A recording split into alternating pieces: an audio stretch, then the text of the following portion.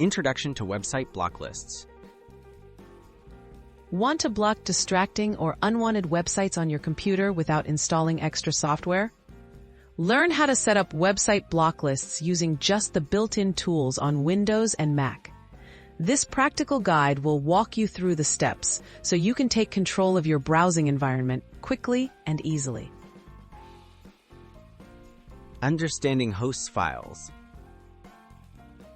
Both Windows and Mac use a special system file called the hosts file to help control how computers connect to websites. By editing this hidden file, you can block specific websites from loading in any browser.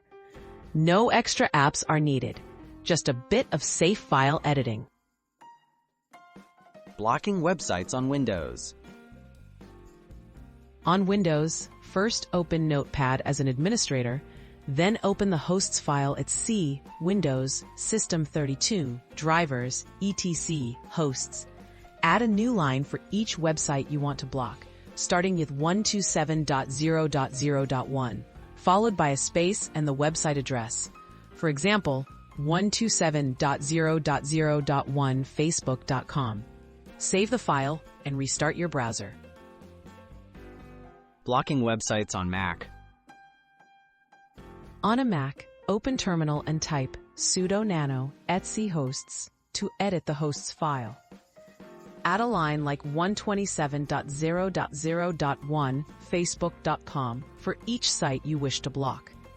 Press Ctrl+O to save, then Ctrl+X to exit. Finally, run sudo dsutil-flushcache to make changes take effect.